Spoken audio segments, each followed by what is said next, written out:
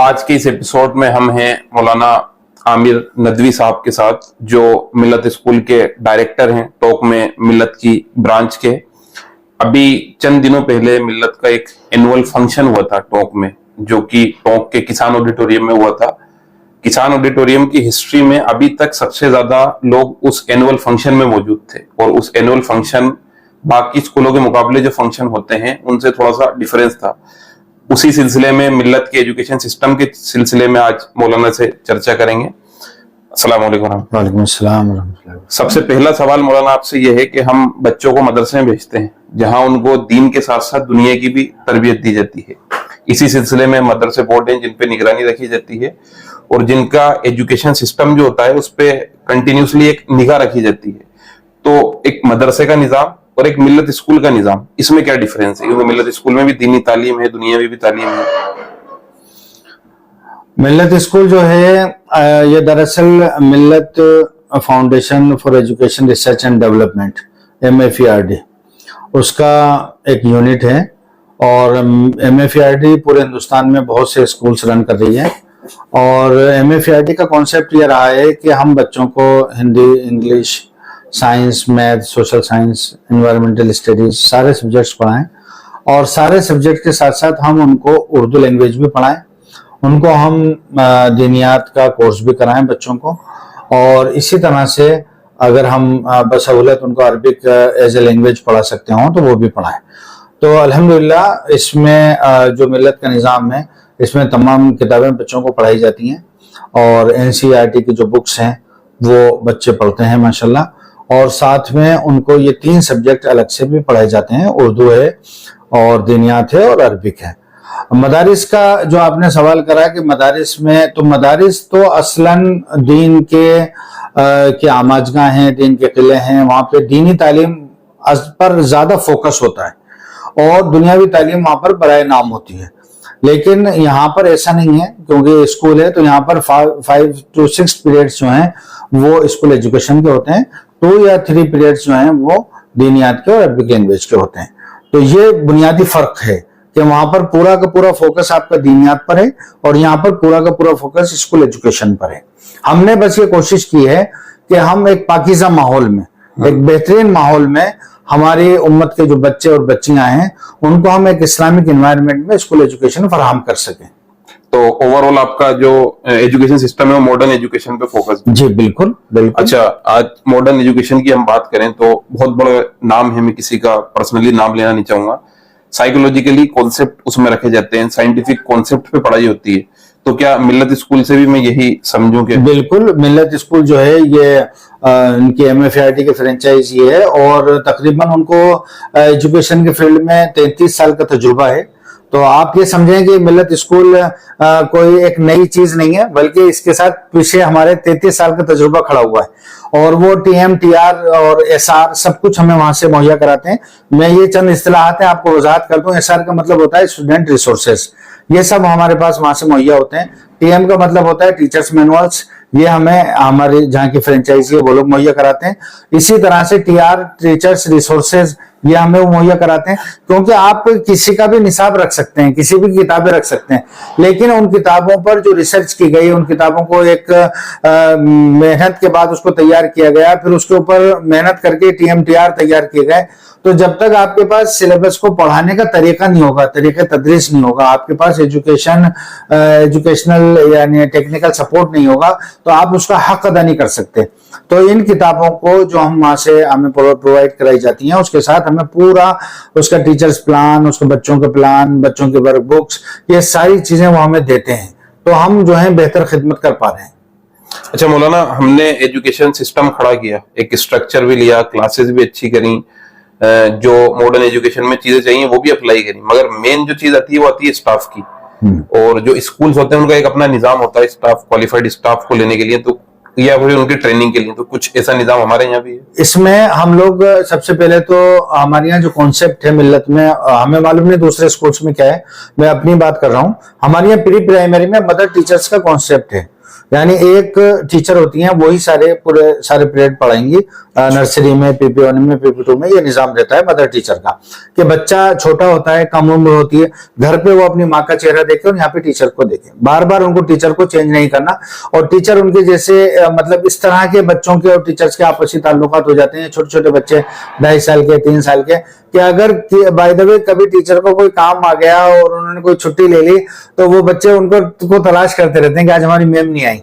तो इतना ज्यादा बच्चे उनसे वो मतलब फ्रैंक हो जाते हैं और इतने ज्यादा उनमें आपस में ताल्लुकात बन जाते हैं, और वो फिर उनको खेल खेल में और वीडियोस के जरिए और जो वहां से बुक्स आती हैं उनके जरिए बच्चों को पढ़ाने में कामयाब हो जाती हैं। दूसरे नंबर पे हमारे यहाँ जो निजाम रहता है वो होता है सब्जेक्ट टीचर का। हम एज ए मतलब सब्जेक्ट टीचर्स को अपॉइंट करते हैं, जैसे मैथ्स के लिए, साइंस के लिए, हिंदी के लिए, इंग्लिश के लिए, अरबिक लैंग्वेज के लिए, इस तरह से टीचर्स अपॉइंट होते हैं। अब ये टीचर्स तो हमने अपॉइंट कर लिए, इसके बाद जो हमारे MFERT का निजाम है, ये लोग उनको 2 तरह की ट्रेनिंग देते हैं। एक तो ओवरऑल स्कूल में एज ए टीचर आपको कैसे काम करना है, और एक स्पेसिफिक उनको टीचर के एतबार से, यानी आज सिर्फ मैथ्स के टीचर की ट्रेनिंग होगी, आज सिर्फ साइंस के टीचर्स की ट्रेनिंग होगी, तो उनको बराबर ट्रेनिंग्स दी जाती रहती है। पूरे साल उनके शेड्यूल्स होते हैं और वो ट्रेनिंग उनको दी जाती रहती है। दूसरा ये है और इसमें कि अगर कहीं भी टीचर को कोई प्रॉब्लम आ रही है तो हैदराबाद मैनेजमेंट 24/7 हाजिर खिदमत है। आप कभी भी उनको मैसेज करें। कई मरतबा ऐसा हुआ कि मैंने रात को 11 बजे मैसेज किया और रात को 11 बजे उसका जवाब आया। तो अल्हम्दुलिल्लाह ये बहुत उनकी तरफ से एक स्ट्रॉन्ग जो है हमें टेक्निकल सपोर्ट है, जिसकी वजह से हम ये खिदमत अंजाम दे पा रहे हैं। अच्छा, 2 बातें हुई। एक तो आपके पूरे सिस्टम को आपने बताया अच्छे से, टीचर्स के बारे में भी बताया जो मेन चीज है। अब जो मेन चीज आती है वो होती है चाइल्ड डेवलपमेंट की, क्योंकि इन बच्चों की स्टेज डेवलपमेंट की है, टीनेज से काफी कम है, तो उसमें साइकोलॉजिकली, फिजिकली दोनों बातें आती हैं। मगर आजकल के पेरेंट्स ही शिकायत करते हैं कि बच्चा स्कूल से आता है, ट्यूशन में लग जाता है, स्कूल में इतना भारी बैग होता है, स्ट्रेसफुल। तो बच्चों के स्ट्रेस फ्री एनवायरनमेंट के लिए आपने क्या कर रखा है स्कूल में? MFERT असल में 4 मरहलों में काम करता है। नंबर 1, सबसे पहले वो मैनेजमेंट पे काम करता है। पहले मैनेजमेंट की सेंससाजी करता है कि ये वक्त के तकाजे हैं, इसके एतबार से आपको अपने आप में चेंज लाना पड़ेगा, अपने स्कूल में चेंज लाना पड़ेगा। दूसरे नंबर पे वो टीचर्स के साथ काम करता है।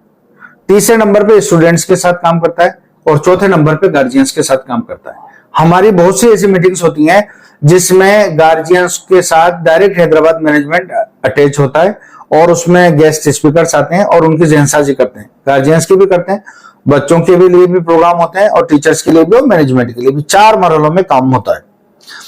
अब रहा मसला, जैसे आप कह रहे हैं बच्चों के बैग का बोझ, इसके लिए MFERT ने किया है कि जो बुक्स हैं उनको टर्म 1 और टर्म 2 में बांट दिया। हाफ ईयरली तक टर्म 1 चलता है हमारे यहाँ और हाफ ईयरली से लेकर एनुअल तक टर्म 2 चलता है। फिर उनको टर्म 1 लाना नहीं होता, इधर टर्म 2 लाना नहीं होता। तो कहने का मकसद ये है कि शुरू साल से लेकर हाफ ईयरली तक बच्चा टर्म 1 की बुक्स लेकर आएगा। वो बहुत उन्होंने उसको किताबों को मतलब आधा कर दिया। 30 लेसन थे तो 15 लेसन इधर कर दिए, 15 उधर कर दिए, ताकि बच्चों के बोझ को कम किया जा सके। दूसरे ये एक्स्ट्रा करिकुलर एक्टिविटीज बहुत सी वहां से हमारे पास आती हैं जो हमें बच्चों को कराना होती हैं। रेड डे मना रहे हैं, कभी ब्लू डे मना रहे हैं, कभी बच्चों का साइंस फेयर हो रहा है, कभी बच्चों का अखलाक शो हो रहा है।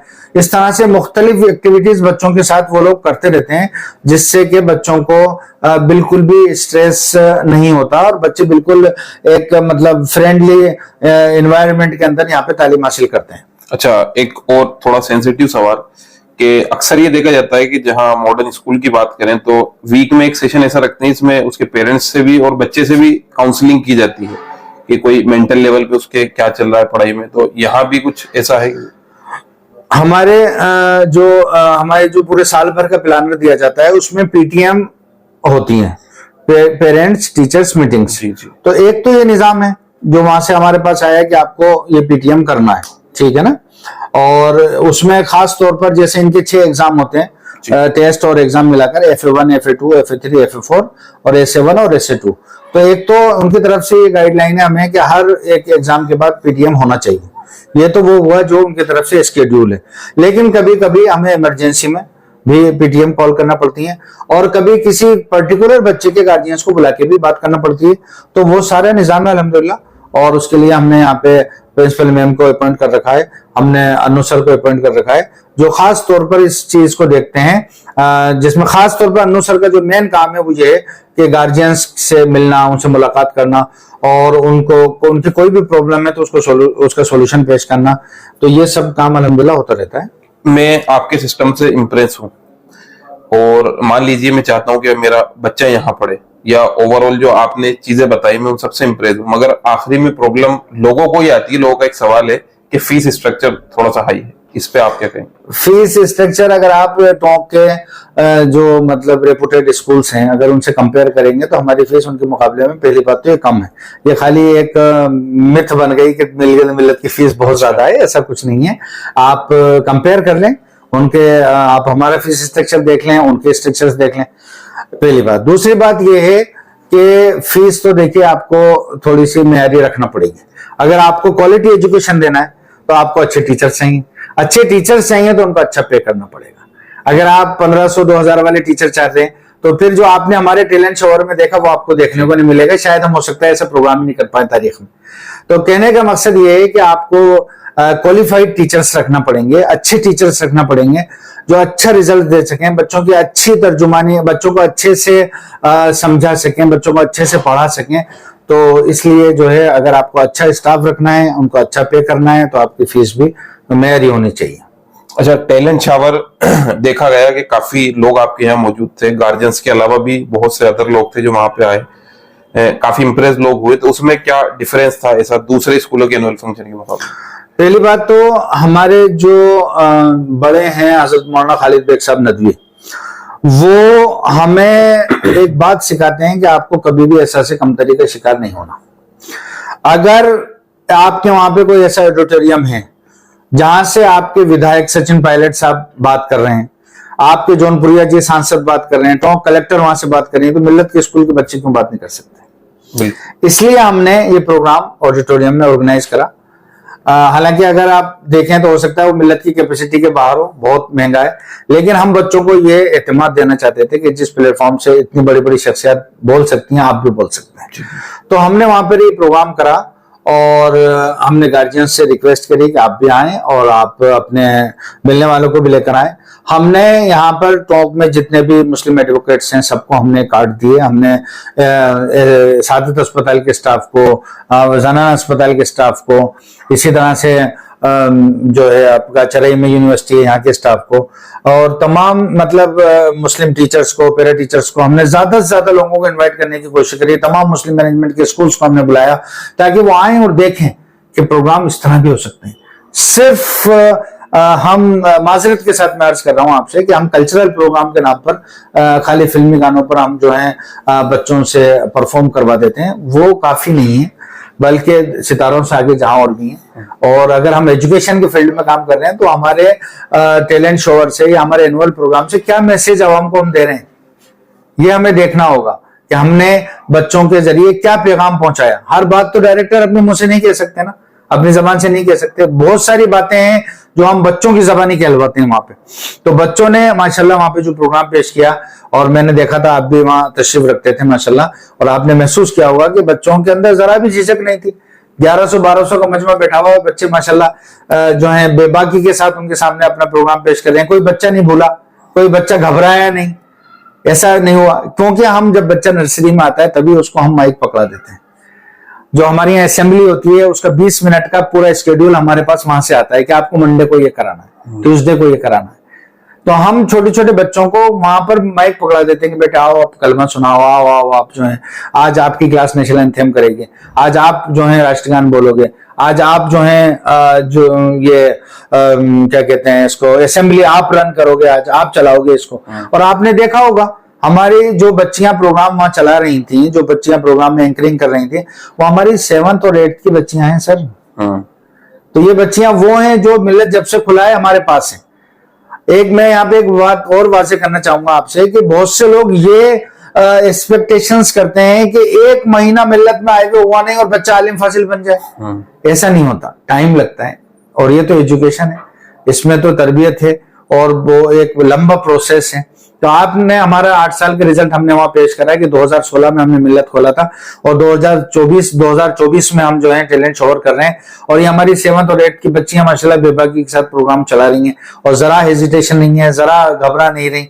तो ये सब ये तमाम चीजें जो मैंने आपके सामने अब तक अर्ज की, उन सब का मिला जुला एक नतीजा था जो आपके सामने हमने टैलेंट शोर के तौर पर पेश किया। चलिए, बहुत बहुत शुक्रिया आपका हमारे साथ जुड़ने के लिए। डिटेल में मौलाना ने मिल्लत एजुकेशन सिस्टम के बारे में, मिल्लत के बारे में आपको सारी चीजें बताई। आप सभी का भी बहुत बहुत शुक्रिया इस एपिसोड को देखने के लिए।